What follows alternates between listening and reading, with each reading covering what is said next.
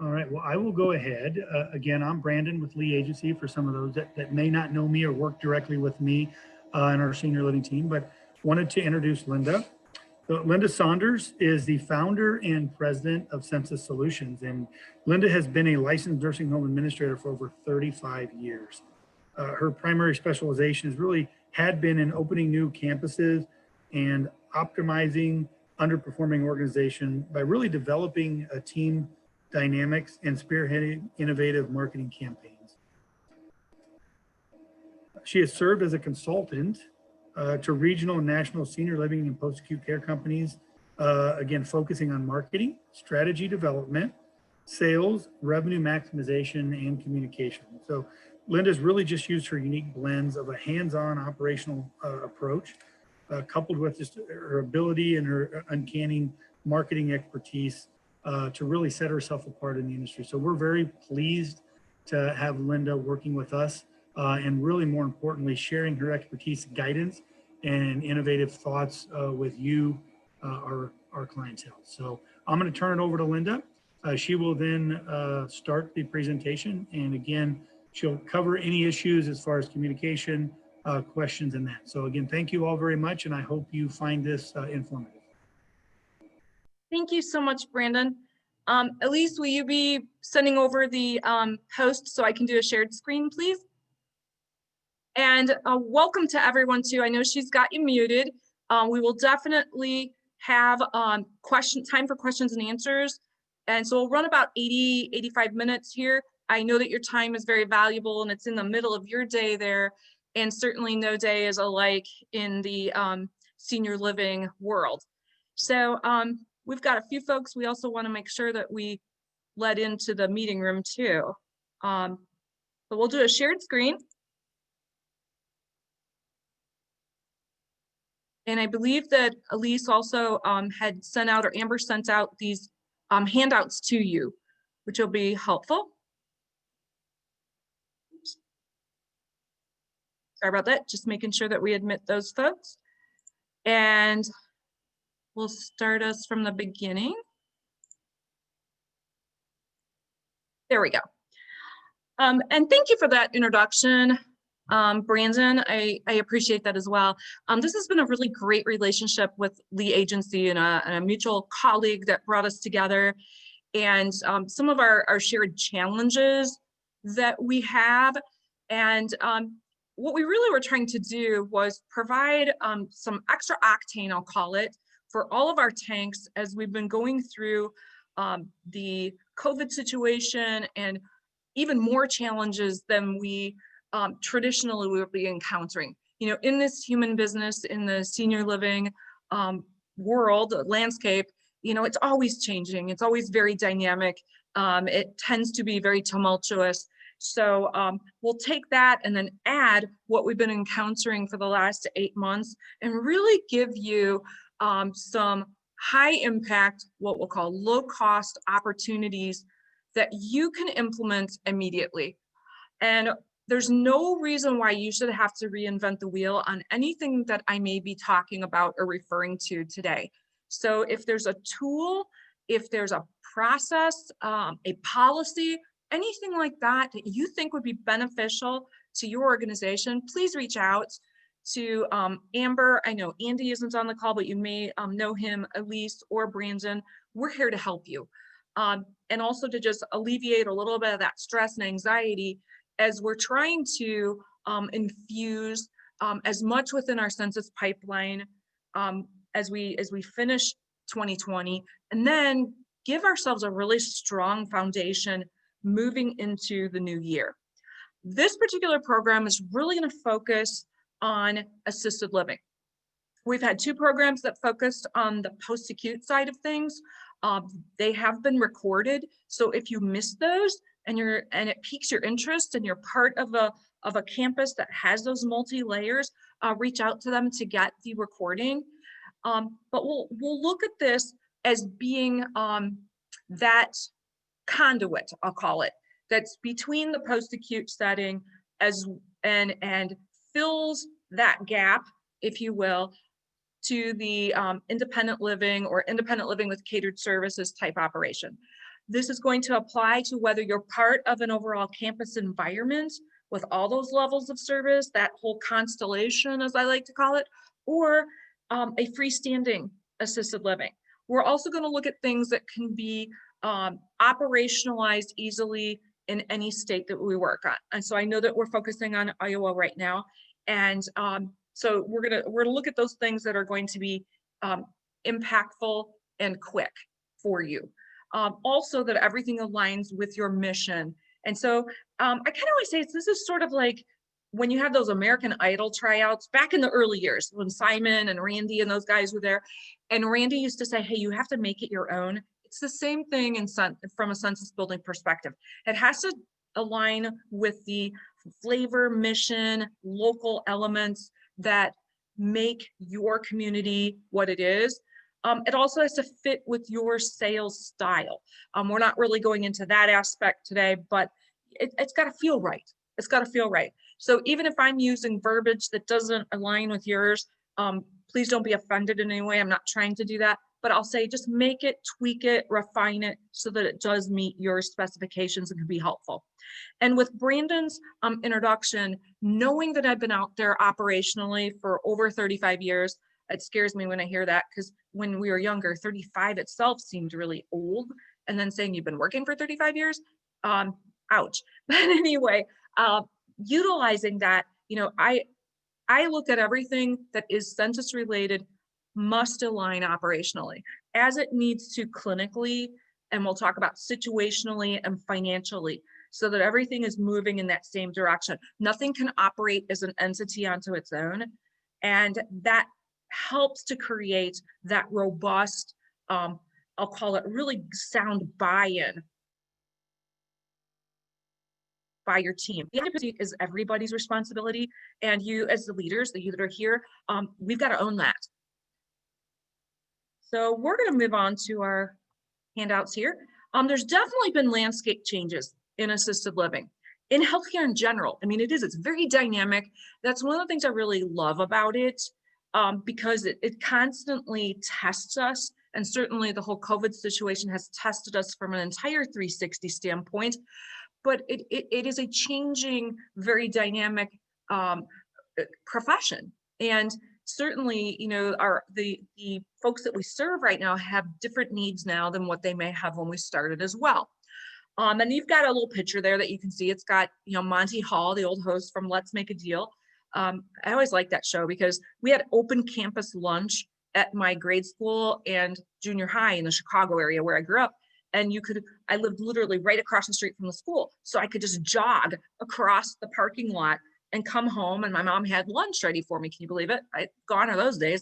And even though my mom's 88, and I used to watch this show because it was a half-hour lunch and I could watch a little bit of it, eat, and dash back. And I sit back now, it's like open campus for grade school and junior high would never be the case now. Increased competition. There's absolutely more assisted living models out there in the marketplace than ever before. And that could be, you know, again, the freestanding situation. It could be a memory neighborhood specific onto its own or a unit. You can have the social model assisted living, which is very much engagement related activities, and those types of things are at the core of it all. Or you could have an extremely high-end clinical model, depending on what your state guidelines are under your residential care assisted living guidelines. But there's some that are really duplicating what's being done in a post-acute skilled nursing facility. You also have some shared living congregate situations that are providing the same services, or those that are in an independent living setting that have catered services, or it's dually licensed so that they can, quote, age in place and not have to move between levels, just have the services brought to them. There's also, in the majority of states, not a certificate of need requirement for assisted living. So a lot of places conducted their market studies at the same time. And remember, those market studies are primarily done for looking at financial. You know, you're looking at, okay, is it HUD financing? Is it, you know, the lenders with the banks? And I do work with many of them to either look at refinancing or look at ownership type changes. and what does the competition look like. Majority of it, though, again, is a numbers game, units, the penetration rates, and looking at the types of services that seniors in that area would need. There's also a tremendous amount of market confusion because of all those differences in the models and different messages that are out there and overlap that goes on. People don't really know or understand it until they actually need it, and then we have to navigate them through some of that confusion. They do hear all the names, and they get a lot of it transposed. I'll have folks even that'll say, "Oh, I had no idea that you offered, that you had nurses there, or that you had caregivers, or perhaps you have rehab." And it's no different than if you were working in the post-acute world, and even if rehab was in your actual name of your organization, and they'll say, "I never knew you had this," and you're thinking, "We've been here for 15 years and the name's never changed." And that just kind of shows you that people just they don't really know a lot about it until they need it, and that's why it's so important to have that community education element. Also, we have shorter lengths of stay, even in assisted living, because traditionally the sales cycle is longer for assisted living than it is, again, for the post-acute client, because the post-acute client is traditionally coming from the hospital or some type of a clinical service where they have a very fixed amount of time to be making a decision unless they're moving in from home, and there's a tremendous urgency there. In the assisted living element, they may say that, "Well, I'm not ready yet." And the worst thing, the biggest disservice I find, is if we don't penetrate those obstacles and then they have an acute episode that causes them to bypass the quality and the beauty of and all the benefits of what assisted living has to offer. But they used to think, "Oh, you're going to have people that are going to be there 15, 20 years. And you may have if they started in your independent area and have been there that period of time. But a lot of the folks, it is a shorter length of stay. You do offer respite opportunities, or again, it could be like the staycation or the snowbird type special in some of the states where you have folks that are coming back and forth from Florida, not as much so now with what we've got going on. And then the let's make a deal. Contrary to the post-acute environment where you have Medicare and Medicaid monies that are coming directly to the facilities, you've got the ability to create lots of incentives for prospects that are interested in having, that be their next experience, or I call it their next journey, is at your organization, at your community. And I'll say, you can be so creative. So if individuals have transitioned as professionals from the post-acute environment to the assisted living environment, that should be a breath of fresh air. That should feel like your visual field has suddenly tremendously expanded. I was talking to Amber in advance. We were talking about picking out new glasses. And when I had my appointment about 3 weeks ago, and they cover one of your eyes and you're having to do the visual field with the clicker and all that good stuff. And I'm always exhausted afterwards because mine is always an extended visual field because I had pediatric glaucoma as a child. And so I'll always sit there and go, ugh. But then when they take all those blinders off, the thing that's over your one side of your face and the other, suddenly it's like, whoa, I have all my peripheral vision, everything. The world just got bigger. Well, it gets a lot bigger in assisted living because you can really personalize those opportunities and leverage that when you believe the situation is right. And so when we talk about making deals, I firmly believe that whoever is quarterbacking your sales, and certainly you need secondary backups. We're in football season right now, and I've got 6 kids, 3 boys that played college football. So you've got to have that depth within your team, not just one player that can score, and know that you can trust them, that if they sense there's obstacles, but there's definite buying signals, that they can intuitively offer something within a set period of time. It doesn't have an open-ended end date. That's one of the things that bothers us about COVID. We don't have an end date. I wanted that playbook. When you make a deal, there should be an internal playbook surrounding how long that deal is good for. And you can get creative, for the family that has a lot of belongings. They've got a lot of stuff to go through, that perhaps it's, providing some storage and paying for the storage space for the next, 12 to 18 months, so they could go through it methodically with less anxiety. It might be taking care of the community fee, or that whatever that deposit is. You have a lot of ladies there, and they like their storage and closets. It might be bringing California closets out there to put closet organizers in. Typically, if someone says, hey, look, if you've got a great sales individual, how much do you allow them to play with? I'll call it. And it's very discretionary. And you'll have some people that'll come in and pay sticker price for it. And that's good. So they're only doing this when they feel they need to. It's anywhere between $5,000 and $6,000, depending on the situation. Absolutely not for a respite stay, mind you. But if we're looking at a long-term situation, maybe it's a husband and wife. Sometimes it's a husband and a wife and then a sister, not all in one unit, but that could be multiple units. Maybe it's 3 units. Then you've got the ability to negotiate more and leverage more. But they're very creative. Some of your for-profit, larger national chains will do a lot of dealing about 6 to 8 weeks before the shareholders reports go out. They'll lock people in for a certain rate for life. Some of them are for life. Oh my goodness. And then, or it could be, I'm not saying you should do that. They do it. There's also where perhaps they've got some 2-bedroom units that are slower to sell, and they're going to upgrade people that want a 1-bedroom, give them a 2-bedroom for the rate of a 1-bedroom until the 1-bedroom floor plan they're looking at becomes available, and then they need to make that move. Or perhaps it's a unit that's on a certain side of the campus that they're looking for. Lots of little ways that you can personalize this if you know your client, your prospect well enough. So that is a really exciting factor about it, that makes it really a lot more fun and more creative. So let's talk about some of the traditional referral sources that are on the field. Football started. I believe your team, Iowa, won last week. We did here at Ohio State. I must admit, I'm from Illinois, so I'm an Illini person. They lost badly. I felt like the Indiana Jones saying you didn't chose poorly. They did not play really well, but Ohio State did win. They had a big one over Clemson.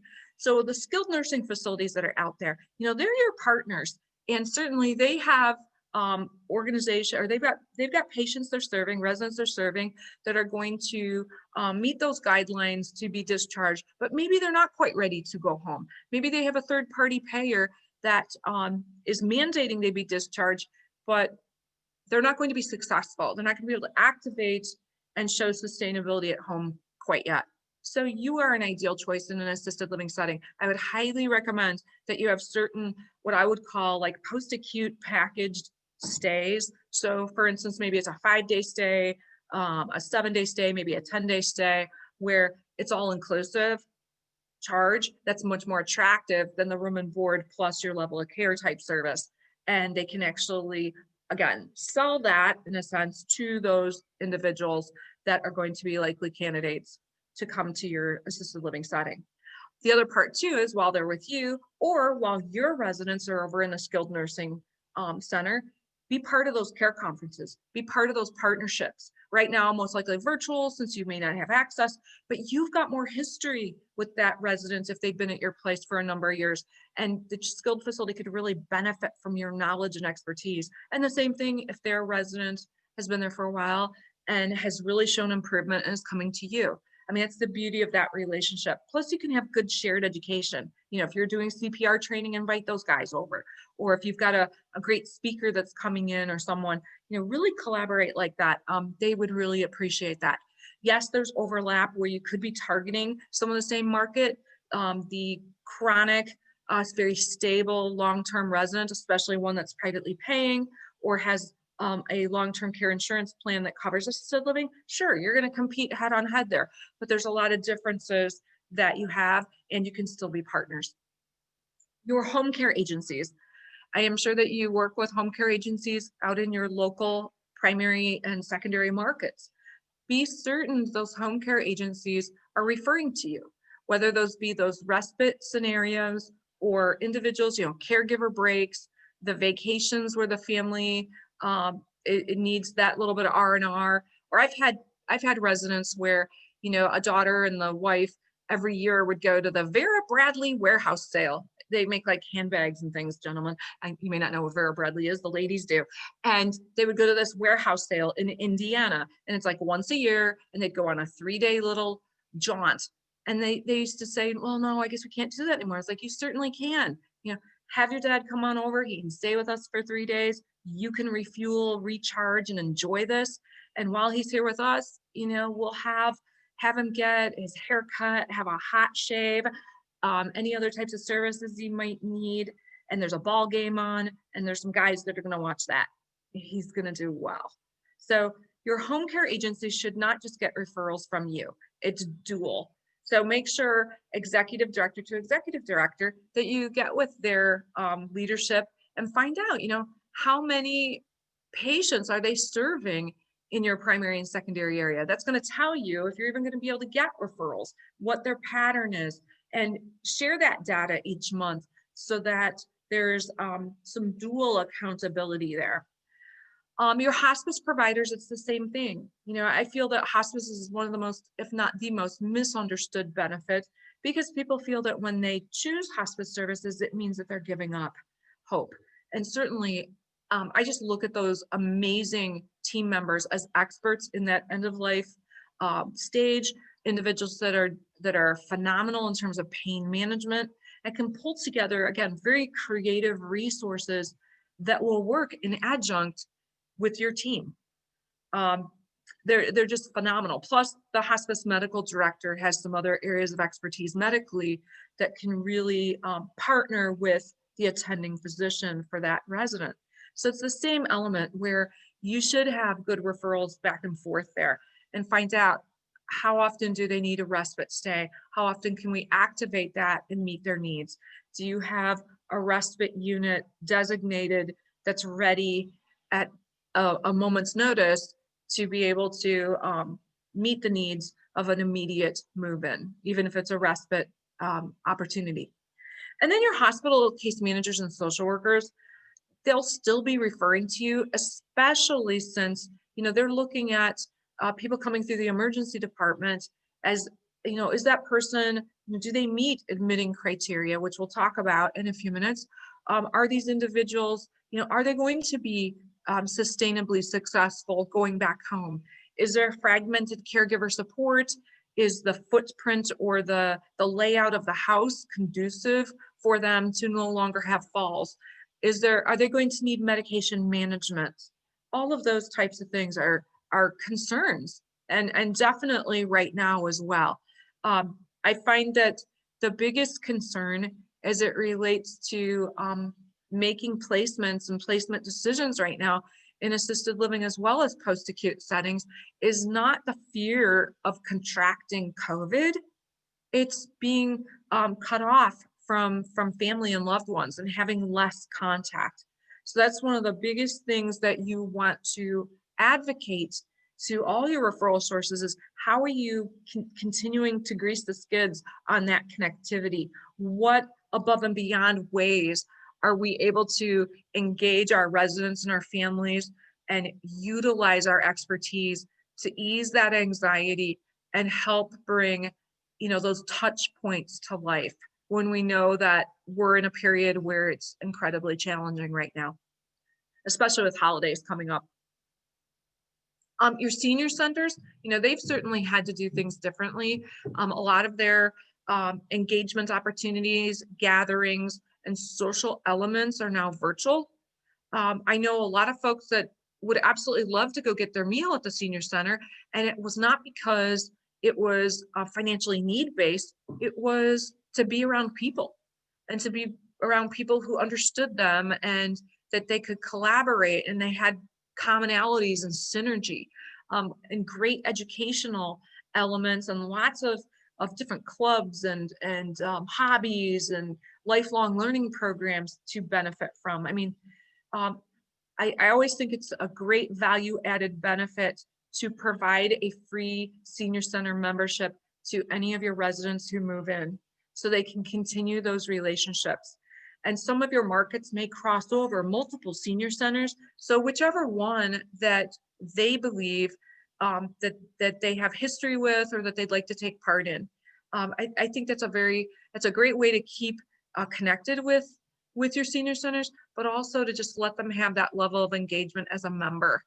So the senior centers, they get creative with them. Those lifelong learning programs. I teach numerous classes with several that are part of the accredited lifelong learning programs through the country, and it's just a great way to bring people on the same platform. And even those that are not as techno savvy, we've been able to send individuals to their homes, or some organizations are actually equipping some assisted living centers. You're looking at your hot leads or the people that are on your waiting list or have paid you a deposit, but they haven't moved in yet, furnishing them with iPads and being able to keep them connected. And if they're not techno savvy, sending somebody over there to the home to guide them through and help them get a little bit more of a comfort factor. That's been really, really helpful. Your realtors are still so viable right now. The housing market in so many areas is just on fire. You would think that during all this, people would be hedging. Well, they're not. They're not going on vacations. They're not spending money on those things, but they're investing in their homes. It's redoing kitchens. It's putting in patios, paint. I've got a nephew who is his girlfriend has been a manager for many years at a Home Depot. And right as COVID started, the hottest selling item was paint, because it's an expensive way to redo things. People were at home and they were saying, hey, I haven't really had the time to redo this room. Let's start out by painting it. So the realtors, as people have been doing work on their homes, lots of people are like going up there and saying, hey, look, if you ever sell your house, let me know.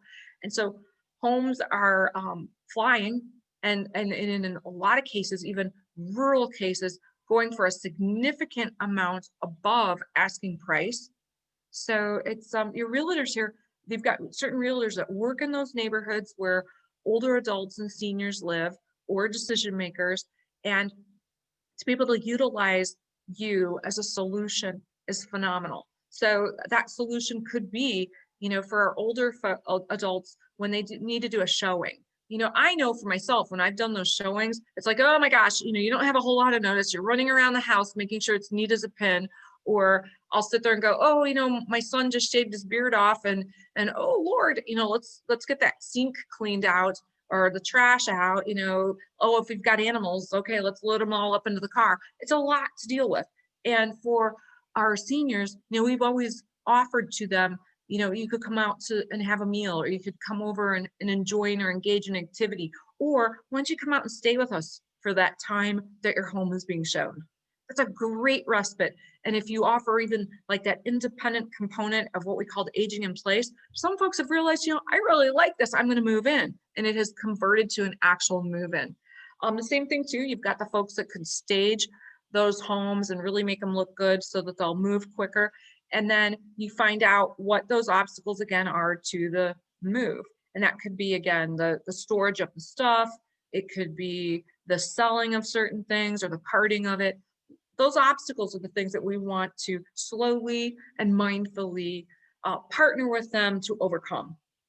Our elder care attorneys and advisors also play key roles here. As families are so spread out right now, they've been cut off from their loved ones or being able to have that direct access, where the elder care attorneys are getting more and more clients during COVID to ensure that they've got some local representation in the event that there was an emergency or a hospitalization or a decline in the resident's care. And elder care attorneys and advisors are phenomenal. Again, they also have significant knowledge in terms of VA aid and attendance benefits and other things that are coming on to the field. There are some really great VA benefits that came out in 2019 that a lot of people don't know about. If you're not aware of them or up to snuff on them, let me know, I'll get them to you. But those advisors, they really do, they are committed to resident choice. However, they really like to bundle and have their residents primarily in a couple different locations because it helps them be productive, their paralegals, and any of their other extenders that are out there handling things. Plus, they become familiar with your contractual arrangements and your protocols that they align with. It's real hard for them, again, as we have different types of models of assisted living, to have it all figured out in 10 or 15 different locations. That's tough. So they have the tendency to try and narrow that and work with just a few that they've got a good rhythm with, a good trust factor, sound outcomes, and traditionally very stable staff, so that that's not turning and they have to, re-engage or create a new relationship there. And then also your first responders and your EMS folks. Those are the individuals that are going out and responding to things, whether it's in a home setting, an apartment setting, anything that's quasi-independent like that. They're going to be the ones going to.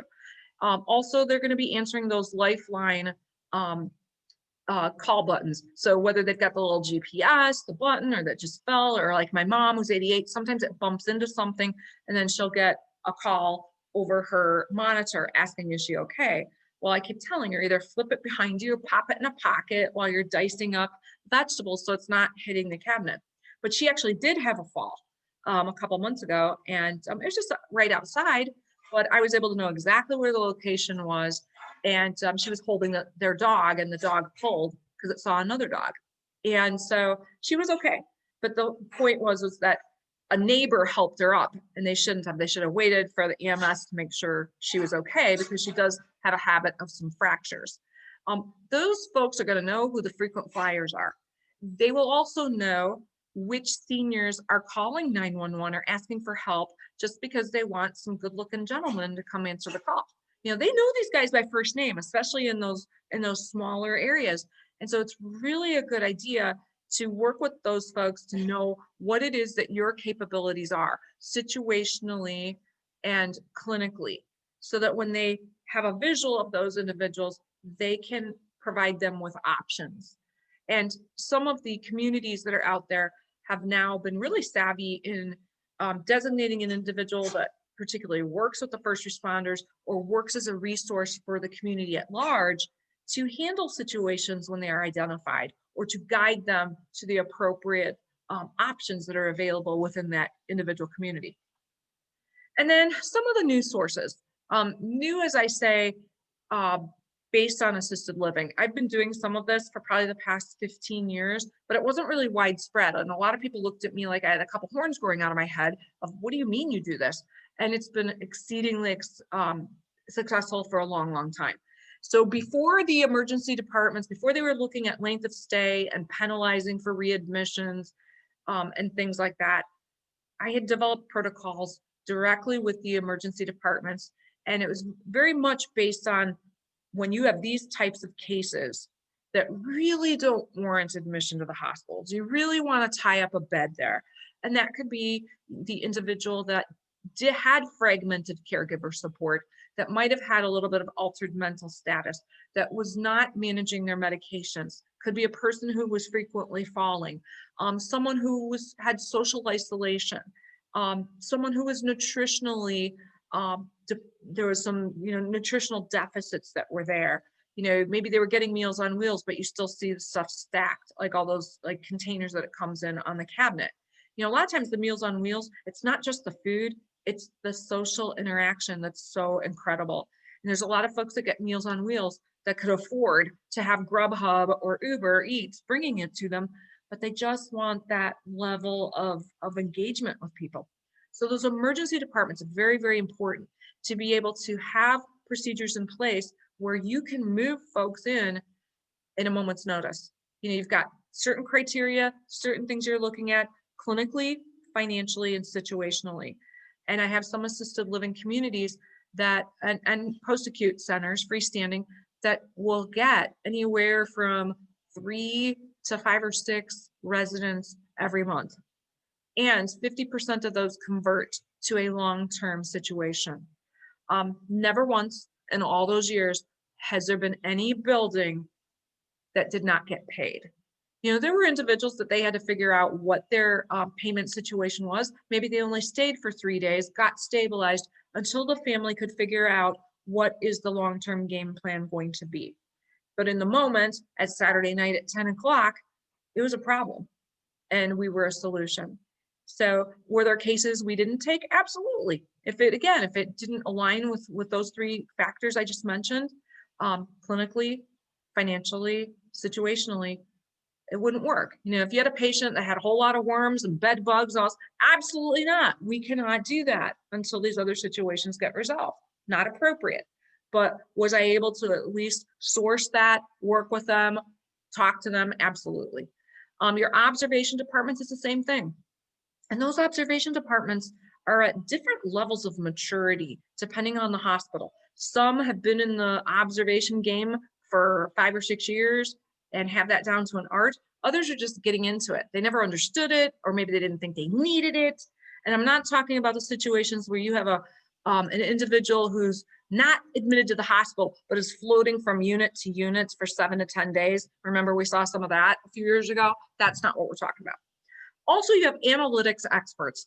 All of your hospitals, whether they are freestanding, like a county-owned hospital, or those that are part of a larger healthcare system, they've got folks that are watching those analytics. What types of things are they looking at? Where are the patients coming from demographically, locations, what practices they're going to, their payer sources, their length of stay, the physicians involved, all the other types of healthcare needs going from, you know, the clinical side to the ADL side, and they have all that information. I highly encourage you to get to know those folks. First of all, they're kind of, they could be in a financial department. Many times they are. They're underneath the CFO at the hospital. Sometimes they're off in another area under population health. Just depends on how big that healthcare system is. But if you can find that person and get to them, they will meet with you or they'll Zoom with you because they love to share their numbers. And as a healthcare partner, you are a healthcare partner, even if you're a social model assisted living, you want to help provide solutions. And they are looking at assisted living organizations as being solutions, especially for those medically stable patients. And actually, there's some really, really lucrative contracting going on right now with some of the insurance companies that have Medicaid replacement plans that it's less expensive for a homeless individual who's medically stable to come to an assisted living to get themselves aligned and go back out into the workforce in the world than to be out there homeless. It also adds 20 years to their life expectancy. So they're paying for it. So again, really unique things that are happening. And those network administrators, when I'm talking about network, it could be, again, insurance networks. It's also looking at your healthcare networks, preferred provider networks. They're looking beyond the skilled nursing facility, the home health organization, and looking at assisted living as really being that viable solution and very cost effective. You have less overhead, you've got more engagement, and the resident themselves has more square footage and individualized amenities that not only are going to provide more wellness, but even if you look at it as from an infection control standpoint, you know, you've got those private bathrooms and private showers and things like that. That's really crucial, especially with what we're dealing with right now from an infectious disease point of view. Then we've got some news sources here too, the physicians and the extenders. The physicians and extenders play a viable role. They're still a little confused between what assisted living does, how it provides value to their patients. The extenders can spend more time, those being the physician's assistant or the nurse practitioner. And you may have some of those that even come to your center or come to your community for like house calls. Realize a physician and extender can come to your assisted living and visit a patient, and it is considered a house call. There's no additional liability that they pay. They will, though, if they follow patients in a post-acute facility. So remember that. That makes it very attractive for them to follow or to maybe come over if they've got numerous residents that are there. Certainly, they can still perhaps go to the office, not as much now, you know, with some of those new guidelines, but they can also come to the assisted living community. And those extenders do talk more with the families, do have a little more time to spend and they are still being billed for. So that just helps the overall physician's productivity. But recognize that don't ever have a physician tell you, well, I don't make referrals. I just leave it up to discharge planning, because you'll have some very savvy families that will say, if it was your mom, where would you have her go? And they're not going to defer and say, well, I would just go down to social services and get the list. No, they're going to say, hey, I've had really good luck working with these organizations, or I prefer, or I practice at, and they'll give the name of it. Same thing with your specialists and surgeons. Some folks that are medically stable that just have some very minor wound care, or you're just doing some monitoring, will go to assisted living. And in particular, those that are providing outpatient services. And you're probably thinking, well, what about that? I have an assisted living community that's been a client of mine for probably 10 years. They have a steady flow of plastic surgery patients all the time. And those are typically women who are having cosmetic surgeries, reconstructive surgeries, and they don't want to go back home. They want to be pampered. So it's very much a concierge type model. Even during COVID, those surgeries are still going strong right now, because they realize, oh, they're not out and about. So no one's going to see them as they are recovering. So yeah, because, or they're behind a mask. So they are getting these surgeries done. They're more spread out. They're not doing as many surgeries in a day. But again, that's where that wonderful 3-day package stay occurs. And you can provide that very specialized attention, and you can monitor their pain, make sure that they're comfortable in a private suite. And let's face it, I had oral surgery done. I had some graft work done because I was grinding my teeth. And they're like, oh, did you know you grind your teeth? I said, I used to as a kid. I didn't know I was doing that now. And they go, yeah, you are, because you have a little bit of gum recession, which I thought, well, I brush my teeth all the time and I brush it the right way. And they said it has nothing to do with brushing. That's all fine. But they had to take a few pieces of the roof of my mouth and then repair it along the gum line here. Oh my, that was a nasty little surgery. Great surgeon though. He's awesome. But I remember sitting and thinking to myself, I've got a pretty high pain threshold. And for some folks that may not, an assisted living would be a really great setup for a couple days to get stabilized, have someone watching over me. I call it prepare my sick food. And if I was bleeding or needed the ice packs on stuff, I wasn't doing that on my sheets, it's on somebody else's. So yeah, it would have been worth it, for what I was thinking of, to recuperate that way. Same thing with some of the LASIK surgeries and things. So do consider those outpatient folks as your partners.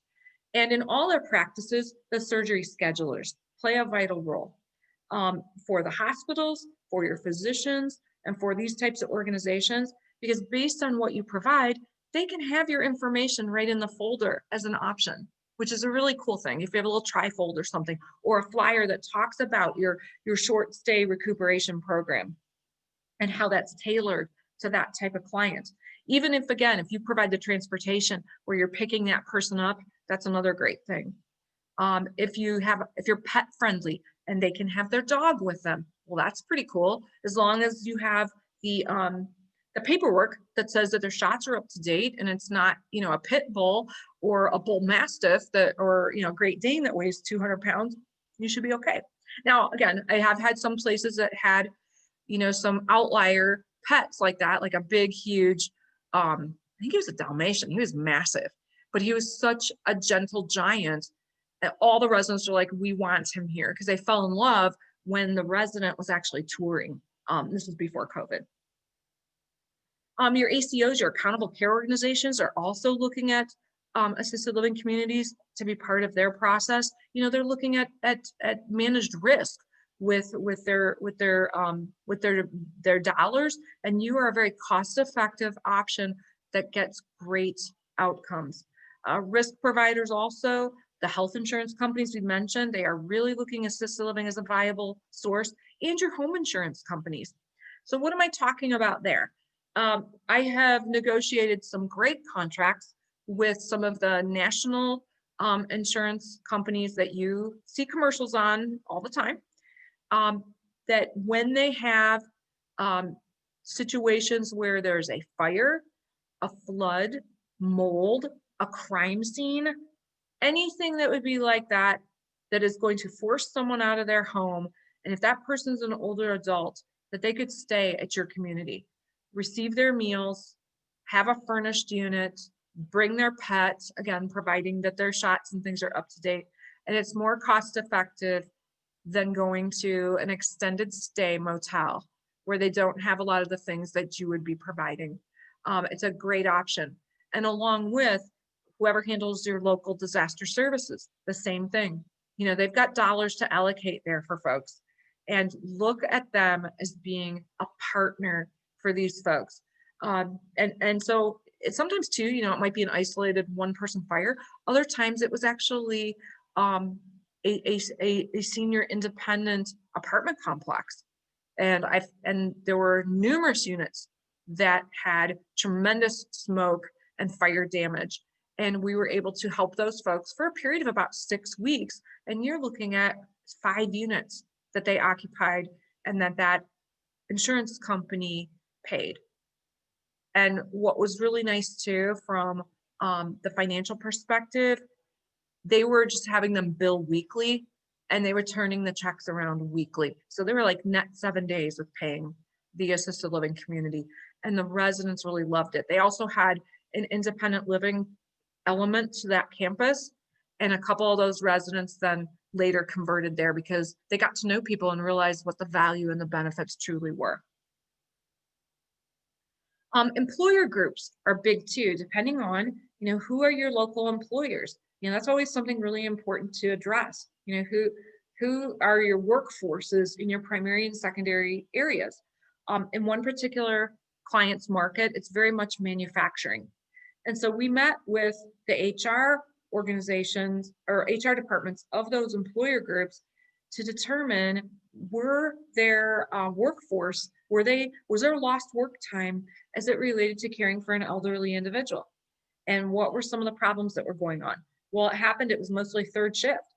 And so if someone had to stay home to take care of their father or grandparents, they couldn't fill the shift quickly enough. It impacted productivity, or they were burning through their benefits, their PTO time.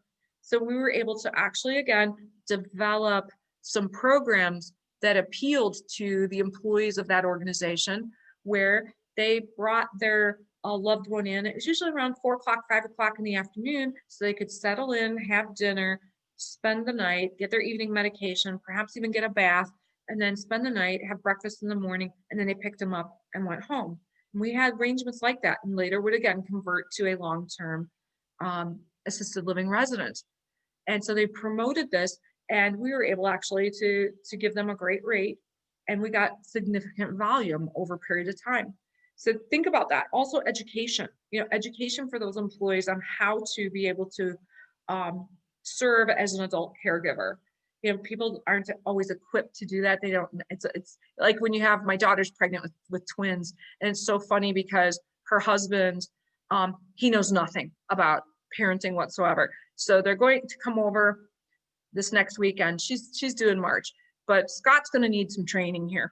And so I am having him come in for what I'm calling Swaddle with Swagger event. It's only a couple of us, but I'm going to show him how to do these things, because he thinks he can just do it online like a Home Depot tutorial, and it takes more than that.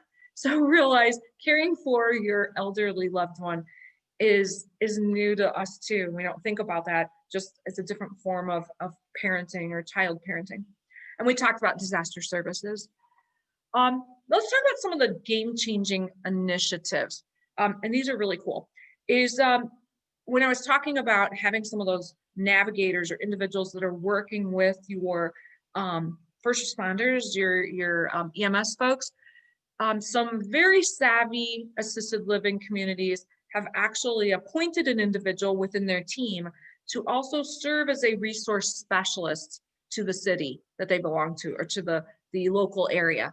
So that when they have seniors call the city, or when EMS says, oh my gosh, this is a daunting need we're having, or the police department is responding to calls that someone is wandering away from the home, you know, all those types of things that our city officials get involved in, that they can help serve as that resource to point them in the right direction for options. Of course, many times this was to their own community.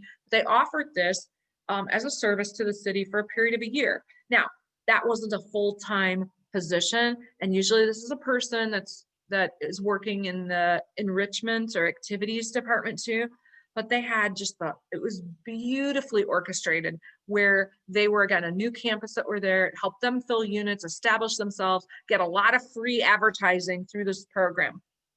Also, if you have a college, a junior college, any kind of university, partnering with them, there's lots of grant opportunities that you can look at. And some of the assisted livings have also worked together to have either graduate students in gerontology or social work, or even some of the med students live in the assisted living facility side by side. And you've got, again, a great intergenerational opportunity, great for learning and grant work. And just, it has a cool vibe about it. When my daughter was a professional ballerina, and one summer when she was out in, oh shoot, where was it? It was out east. I want to say it was in Maryland, I want to say. And, or it was Princeton, I'm sorry. At Princeton, they did not have dorms for them, but they actually arranged to stay in a brand new assisted living.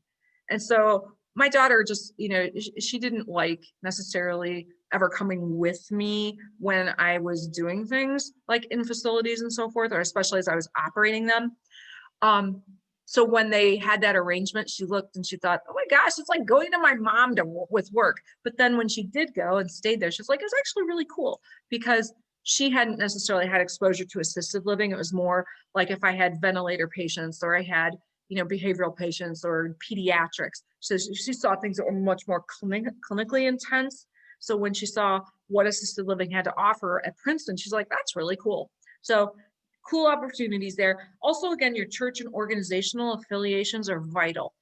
People will go to their church, talk to their pastor, their priest, their congregation for advice on what to do. Always make sure that you have a library of services that are available and different resources at the church. I know a lot of the churches aren't meeting formally right now, it's virtual, but knowing that they have those materials, find out what they do for shut-ins. Pre-COVID, there were always people that were shut-ins, and the shut-ins, again, that was not financially based. It was just people that couldn't get out. And so we would do actually deliveries to those shut-ins, whether it was providing them with the audio tapes, before you could do things virtually, the audio tapes of the service, some snacks, if we knew what their hobbies were, kind of providing that. And we do a drop-off. And that was a way for them to realize we were partners with those churches. The same thing too, that, if there's anything that we can do to help support some of their philanthropic endeavors, they're struggling with things just like we are. And those are our partners. And that's just a way to be able to, again, put a little more octane in your tank and elevate those relationships, especially now. Also, the respite programs we've talked about. And I'm sure all of you have some form of a respite program. We need to be able to activate it very quickly, especially if you're going to move in somebody directly from the physician's office. They come in there, they have an appointment, and then the family says, I can't do this anymore. Or those phone calls that go to the on-call physician over the weekend that said, I'm at my wit's end. That's when we can move and pivot very quickly to introduce those folks into your community. But I highly encourage you to put in writing, no minimum stay. Now, the nurses that are online here are going to go, that's a lot of front loading. Absolutely. Every time you do an admission, you front load it, it's going to cost a lot. And actually, when you're looking at an admission or a move into assisted living, you're looking at easily close to 50 touch points. And when I say a touch point, that's a letter, a phone call, a tour, another tour, a tour to the niece, another tour to someone else, a virtual tour, sending paperwork to people, all of those things, coming in for programs. And some people are going to be invited to your programs and do things for 5 or 6 years and they're still not ready. But I'm just saying the average in terms of touch points. So when you say no minimum stay with that respite program, it just alleviates that there's not a lot of strings attached. I can tell you, I've never had anyone just stay for one day. It's always at least 2, or it extends into 3 to 4 or more. Or they're frequent flyers where it's every 3rd week they come in for 3 days. That is someone you can count on. The staff love those folks, and they're like, oh my gosh, they get so charged up and pumped up. And it's good cash flow from a business point of view, but it's really great because they're out spreading the word back in the community. And it'll convert to a long-term permanent stay. But there's a lot of programs that say, or facilities, communities that say they have a respite program, and then when you find out, it's like, well, hey, look, you have to stay at least a month, or it has to be at least 2 weeks. And they're always like, well, what if I don't like it? Well, you can leave earlier than that, but you're still going to have to pony up and pay that money. So just when you say no minimum stay, they don't actually just stay for 1 day. Only if you've got the program like what I was talking about with manufacturing, or they come in the evenings, they leave the next morning, but they're doing that like 4 or 5 days a week. That's still not just coming in for a day and leaving. Your VA, if you're working directly with veterans, there's lots of programming that can be done there. Lots of really cool things to help our veterans. I know we've got Veterans Day this week, and I just truly believe in honoring individuals that have served. And what can you do there to acknowledge them? In one particular community, all the guys go to a certain barber shop. And so we connected with that barber shop where any veterans that come in, during a 1 day or a 2 day period, we're footing the bill on their haircuts and their shaves. And normally we just pay a flat rate to the barber shop. And then we're also providing some food and stuff. And now, of course, with COVID, it'd be individually packaged, that kind of thing. But it's so amazing. And there's been a lot of social media surrounding those things. If you have, again, if it was under traditional times, you could do, they could come in and utilize your salon services that are in there, or maybe you're hosting a pancake breakfast or something like that. Or some of them are doing some things under a tent in a parking lot. If you can get creative on this, I think it's a great way to thank your veterans. And it's not just your older adults there, it's anyone that has served. We talked about the lifelong learning and educational offerings. There's really cool things that are being provided out there. I mean, okay, let's highlight the wines in Napa Valley, and they may do a wine tasting. If it's something where you're inviting people that are prospects, but they can't come there, we're delivering, like those little small bottles of wine with what you're going to go over in the program. So there's a lot of things, tchotchke or little connectivity that you can have that will launch it and still integrate people. If you have a community response program, anytime there's something going on community-wise that you can be helpful with. So when we had massive heat waves, even in the middle of COVID, I always say at the end of the summer, when those big box fans come up for sale and they're like really, really inexpensive, and you wish you got one if your kids didn't have air conditioning in their dormitory or something, it's like, oh, why didn't I get one of those for $8 or whatever they were? And, if you have tile floors in the facility and you're re-waxing the floors, that always helps to, seal the wax. Well, anyhow, I always get some of those fans because inevitably there's heat waves that go on, and there's people that don't have air conditioning, don't have fans. We're going to go out and deliver those. Same thing where it could be bottled water that we're going to provide, or those home cooked comfort meals. All those types of things that we can respond to be helpful and create that local flavor. Literacy programs, that's been a really big concern, especially with our retired teachers who are residents in the communities, as well as how is learning going on right now. We know that in some areas it's virtual, in some it is a hybrid model. There are some where their kids are back in school full session with protocols in place, but there are seniors that are very concerned about this and have stepped up to the plate, that live in our assisted living communities, that are saying, hey, look, I will help tutor kids. I'll help, provide some things virtually. How can I help? How can I give back, knowing that parents and teachers are incredibly challenged right now with having to teach in this whole new way? And then there's been, and this was previous to COVID, some shared space business options. If you had a meeting room that was in your campus that wasn't being used, how can you have the Rotary utilize it? How about the financial group that comes out and reviews 401ks and stocks on a weekly basis? Could it be something where that you either are able to reserve it? Is it something where you could lease it? some of the home care agencies and the therapy companies actually lease space out of the assisted living, and it's typically a unit that is very difficult to rent.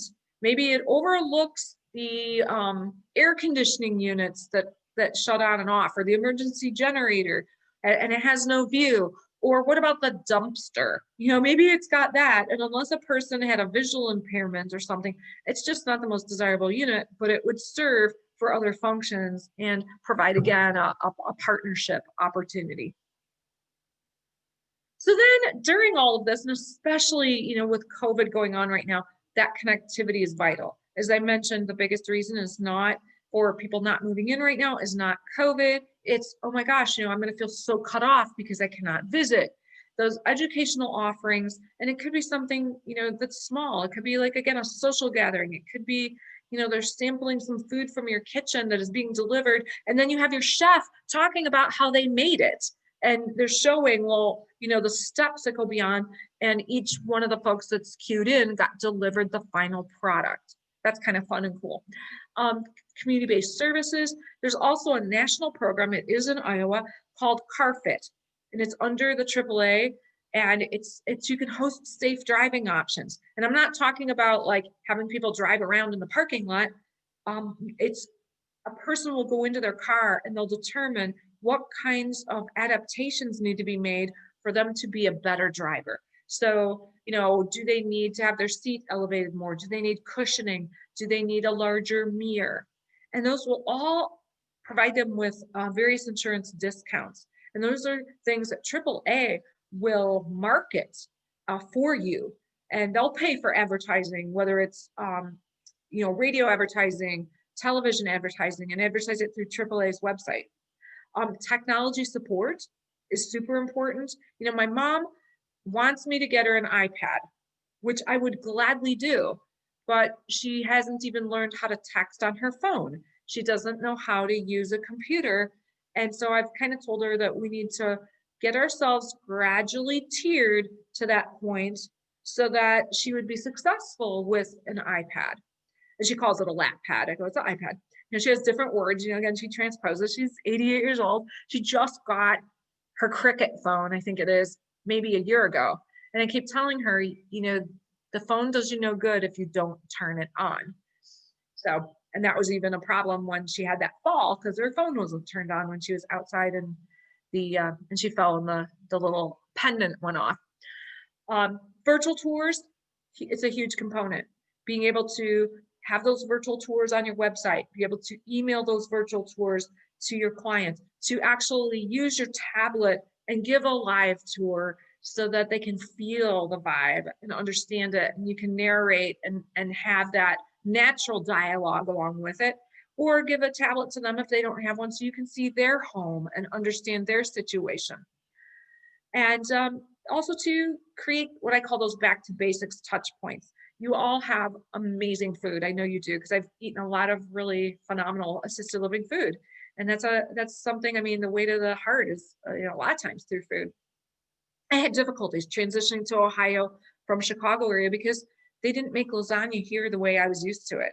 So I would always sit there and feel like I was critiquing it, asking all these questions before I ordered it, because I didn't want to be disappointed. Well, you've got some wonderful dishes that are there that you can create, a comfort food or comfy quarantine and send it over to someone's home and provide a home delivery. Or you can utilize some of your amazing residents' recipes to interconnect with what you're doing. So it's those touch points, that thoughtfulness that is truly appreciated. Remember, some of our residents may not have had any other human contact besides you. And so don't underestimate the power that you have of just having a discussion, sending those cards, doing those little things. When I would deliver Meals on Wheels, they'd always show you the pictures. And then I would look up and the Valentines from 8 months ago were still up on the mantle. They really appreciate it. And your salon and barber services, of course, that could, we can't do that quite now for outsiders, but that's always something you can tout. And that's one of those one-on-one services that really help a person's self-esteem. And it's also part of, that socialization. I know when we couldn't go to the salon or I couldn't get my nails, done, it was one thing not being able to have it, and I really felt I needed it. I had to cover up the gray, but also, that's like a monthly therapy session, to go to the hair guy or to go to my nail girl. That's her name's Taffy. So I always say it's my Taffy time. Drop-off stations are also really great. When you're talking about downsizing, you're talking about getting philanthropically connected, have, the Lions Club, have a day where you've got the Lions Club where people can drop off glasses. It's going to all be done in your parking lot. People that need to drop off expired medications, so those things can get destroyed. You have Volunteers of America or Goodwill that they can take clothes to. The Friends of the Library for books and other types of media, electronics. There's companies that just take electronics. And then, those are just really great ways that people can start getting rid of stuff, or even like those paint cans, that stuff that, because that's usually like only 2 days a year they can drop that stuff off. Well, you can still arrange that. And a shredder station, for all the paper. So that's really cool. I usually like to do those twice a year, and it keeps other people connected coming there that aren't even seniors. And then you can have a downsizing class or something, which is fun. Tastings, we talked about that a little bit. Voting precinct, obviously that's not going to take place in our communities right now, but under traditional circumstances, it would be great. Pet-friendly events are also wonderful. So out in the parking lot in the summertime, I've had a pet-friendly day where people can sign up and bring their dog, and we have a dog washing station, that's brought out there. They get a free, dog wash. You could have a veterinarian there that will provide free toenail clippings and maybe really cost-effective immunizations. And then if you can get them to tour your place, when in-house touring is acceptable, then we'll give a $5 or we'll give a donation in their name to one of 5 or 6 local philanthropies that are related to pets. So it might be the, Humane Society, Paw Pals, the Nature Reserve, something like that. Those are super amazing. And then people would realize, oh my gosh, I never even knew that you allowed pets here. And then local flavor projects, that could be, something that you're uniting with the schools, or there's some, again, philanthropic endeavor that's very near and dear. In one of the communities, it is in Ohio. They are in the same town that Neil Armstrong lived in and grew up in. And so they have a big race, which now had to go virtual because of COVID. It's called Race for the Moon. And they're very actively involved as one of the sponsors of this race, because you'll get thousands of runners of all ages. And it's just a phenomenal exposure thing, because his childhood home is maybe 8 blocks from where this assisted living setting is. So that's just one of their endeavors that they're part of. And then also we want to keep our players and fans connected too, as it relates to those post-skilled stays, those all-inclusive packages I've talked about, 5, 7, 10-day, 14-day. So it's a lot easier to sell if you've got it, okay, 5 days, it's going to be, $600. We try and price it for less than what we know home care would be, because home care is great, but what are they going to do the other 23 and a half hours that day? It's a lot. And especially if they're not quite ready and you've got some concerns about success, and they could still get some therapies and things under the Part B home care benefit in your location. Again, 7-day, 10-day, 14-day. As it relates to levels of care, recognize too, some communities might have all inclusive for their memory neighborhood, but majority will have anywhere from 2 to 5 levels of care. Honestly, I don't like having any more than 4. I think it's too confusing. But there's some communities out there that might have 10. That's a lot. It's a lot of accounting to do for that, a lot of splitting hairs. And we want to equip the sales staff, as I mentioned, with a portfolio of options and trust them. If you have a quarterback that you can't trust, they either need more training or more confidence, something there, so that that they can run with things, use discretion. They're not giving the house away. Okay, that's not what you want, only when needed. And that they don't have to ask mom every time they do it, because then that's going to feel weird. Like when you go buy a car and then you gave that salesperson your offer and everything, and then they had to go ask the manager. And you know darn well they're not in there talking about it for that long. They're in there eating their Halloween candy that was left over, or playing a quick game of poker, or looking up something on the internet. You know, we've all been through that. And so let's, you know, really come out of the blocks strong, and knowing that your salesperson is empowered and they don't have to go ask mom or dad for anything. They can champion that. That brings credibility and a lot of integrity to their role, and will also get things to close quicker, because all that stopping and starting truncates or delays, you know, kind of softens that momentum, and you have to ramp it back up. It's hard to do. Or they just think that you're playing games with them. Any questions as I turn it back over to Amber and Brandon? I know I just filled you with a boatload of all kinds of goodness that you can implement. You got a lot of tools in that backpack.